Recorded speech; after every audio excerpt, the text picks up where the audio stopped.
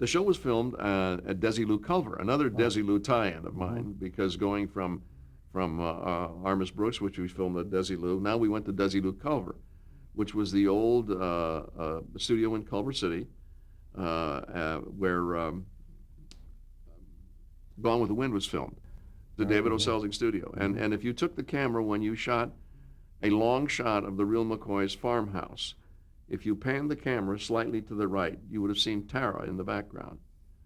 And the burning of Atlanta was on the lower part of the, we filmed on a part of the studio called the 40 Acres. And on the lower part of the 40 Acres, within no more than 2 blocks from our farmhouse, was the Atlanta set where they filmed the burning of Atlanta. And that building, the Tara building, the house was sold finally to someone who picked it up literally and moved it from that lot and moved it somewhere to Atlanta or someplace where it's now a show place, I guess. But we had that there, and we'd often laugh that we could pan from this little house to the grandeur of Tara. Was it a 3-camera or single-camera show? It was a single-camera show, and we did it so quickly. It again was one of those shows where people just crawled into their clothes the way Walter crawled into his baggy pants. And we worked very, very, very humane hours. I mean, we never heard of working 10 hours a day. That would have been absolutely ridiculous. You know, just as doing the Armis Brooks. I mean, if we ever got out of the studio after 8 o'clock at night, we'd say, what the hell's wrong? Who doesn't know what they're doing? Now, you know, you see these 3-camera shows that film until 3 o'clock in the morning. I'm saying, what do they film? You know, we rehearsed it, we did it like a play, and we went home.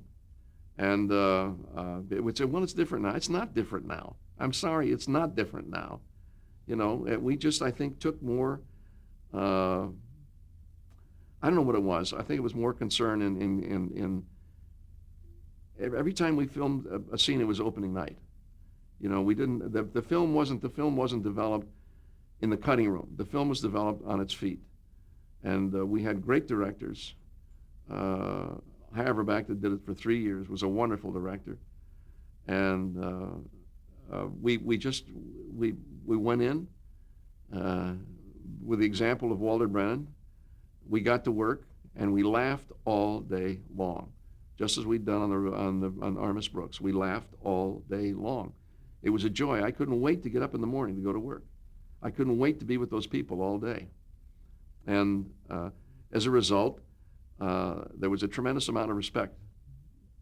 And I think that was shown probably more than anything in the 4th year, when we lost Haverback as a director.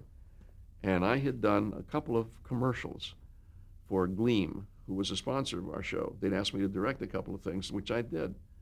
And when High left, we were looking for another director, and I said to Walter Brennan, I said, Walter, how would you feel if I directed the show? He said, why would you want to do that? He said, you can go back in your trailer and rest. I said, no. I would like to direct the show. You know, I think that would be, he said, if you want to, go ahead. And I directed a great many of the episodes in the 5th and 6th year. But by that time, we had developed such respect for each other as actors that it wasn't the question of everybody wondering if I was going to take care of myself first. They knew that we would take care of each other. And I knew that when I was in a scene, if it wasn't any good, Kathy'd look at me and go, I think we ought to go again. You know what I mean? It was a very collaborative effort. And so it worked to my great benefit. And that started my career as a director in television, was the opportunity to work on that show, thanks to Walter Brennan. Were there any difficulties, though, because you were acting in the episode and directing it as well? There were none at all. It was something I wouldn't want to do often. It was something I would not want to do if I wasn't very familiar with the character. But by then we'd done, 150 shows or more. So we were all very, very comfortable with our characters. And there was very little to explore as an actor, except those problems that would come up with each individual script. But that wasn't that difficult to deal with.